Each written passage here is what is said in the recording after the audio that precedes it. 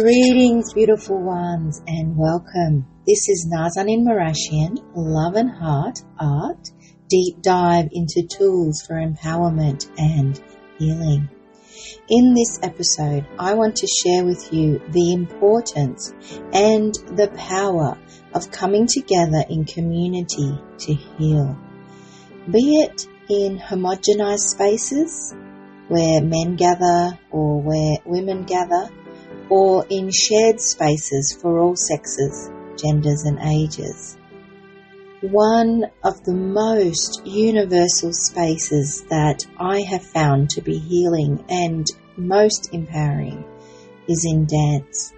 My personal favourites are West African dance, followed closely by belly dance, ecstatic and trance dance. It is, for me, in these spaces where we gather in the collective and move our bodies in freedom, in celebration, and in storytelling. I have found dance to be a poetic entry point into my expression of pain, of joy, of pleasure, of sensuality, and most wonderfully, my connection to community. I have talked before about dance as a metaphor for life. But in this episode, I want to dive a little deeper and explore how gathering specifically in community can offer personal as well as collective healing. So beyond the dance floor, it can be in any space really. Because I feel that now more than ever, we all need to return to our foundation of humanity and create a world that is inclusive and free. In case we forgot, we human beings are inherently social. From the earliest hunter-gatherer societies to modern urban environments, we have always relied on one another for survival, support, and emotional well-being. While we may think technology can meet many of our needs and sense of connection, okay, we've all seen those AI friends and boyfriends and girlfriends out there, there is actually nothing like locking eyes with someone, even a stranger, and sharing a moment of recognition. That is where our humanity is seated. And the concept of healing in community is rooted in our fundamental need to gather and connect and share our experiences. While the collective has the power to heal and uplift, there is a flip side. It also possesses the potential to harm, and we see that so much in our age and in our history. And understanding this duality is essential for fostering environments where communities can thrive and where individuals can find solace and strength. We must know that our presence can be healing or harming and take that responsibility. And in these contemporary times, what does it mean to gather in community, in common unity? How safe are we to be authentic and speak our truth when so much of what is shared is subject to censorship, even in so-called free countries where there is this cancel culture? For me, strength and healing comes from a willingness to deeply listen without judgment and embrace all parts that make the whole of our communities. Certainly, our vibe attracts our tribe, okay? And in places where there is a common language and understanding, healing can happen more pertinently. But anywhere really, where there is true integrity and pure intention to heal, it can become that, beyond the boundaries of time, space, and language. As a facilitator, I am always walking my talk. Here, integrity is so important to me. It's one of my core values, as there is nothing I would share that I haven't first lived and really integrated into my life. So healing in community needs elders, wayfinders, and a willingness for all to take radical responsibility for our part, to live in that integrity. And that's where we can quantum leap the healing by hearing each other. The reason why I feel that healing in community is so potent and important is that it links to our innate need for connection. It is hardwired in humanity from birth, and this connection fosters our sense of belonging. When we look at many tribal and indigenous cultures, even in our contemporary history really, one of the hardest punishments for transgression is exile and isolation. So we can see even in that the importance of community. When I studied psychology at uni, one of the topics I found most interesting was social psychology and the study of mapping human behaviour. And there was this theory of social intercourse, which I found fascinating.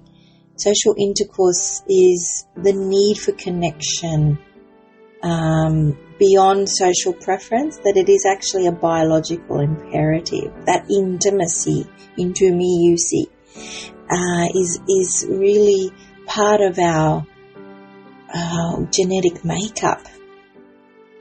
The studies that I looked at in neuroscience show that social interactions trigger the release of neurotransmitters like oxytocin, my most favourite of all, also referred to as the love hormone, which promotes our sense of bonding and love and reduces stress. Very important. And these social connections through our social intercourse, our engagement with others, enhances our immune function. It lowers anxiety and depression and increases longevity. There are many studies out there showing that people live longer in community rather than isolation when we look out for each other and look after each other as well. From our birth, our need for connection is evident, and it doesn't end. Yes, infants, of course, rely on caregivers beyond the physical nourishment, but, emotional support, social conditioning and whatnot. And this early dependency is underscoring of a lifelong importance of social bonds. I talk about this in my writing too, It takes a village to raise a child, but the village needs to grow with the child. We need to maintain and grow our community, our family, our friends, colleagues, our neighbours. They all provide us with a sense of identity, purpose and belonging. And this was most evident for me in the pandemic too. The creative ways in which people found ways to connect, and the real sense of devastation and loneliness also for those who couldn't find ways to connect. One of my favourites was the singing to each other across the balconies in Europe that I had seen on the internet. Or finding your walking buddy, or all the ways people try to stay in connection. And this is the core of social intercourse. We need it. We all do. Because this is the healing power of the collective. It is part of our human experience to be witnessed in our lives. And how a community comes together in crisis is commendable. We see it, and I've seen it. I've experienced it personally with the 2018 fires, the 2022 floods. Those impacted me, and the gathering of people I knew and the people I didn't know to really support is amazing. And in times of grief, the collective come together. We also need to come together in celebration, come together in joy, come together in all of the flavors and colors of life and remember our humanity. That is very healing.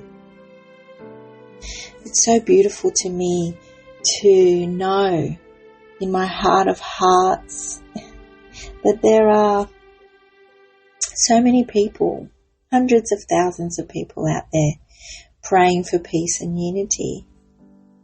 There are trees being planted, ceremonies completed from dawn to dusk in the service to earth and to humanity, to uplift us all and to remember what communities really look like and how we are to function, because we are one family. We are all connected. We are one blood. We are one heart. And like family, we will disagree. We will have issues to work through. But our need to stay in communion with our fellow humans and our humanity, to continue opening our hearts wider still, is where the importance of community and healing come in. Know thy neighbour. Care for each other, despite the differences. Healing in community shows us that we are not alone in our pain and we are not alone in our joy. That we can cry, laugh, dance and sing together, and that all lives matter. Thank you, precious ones, for listening. It's Nazanin Marashian, Love and Heart Art.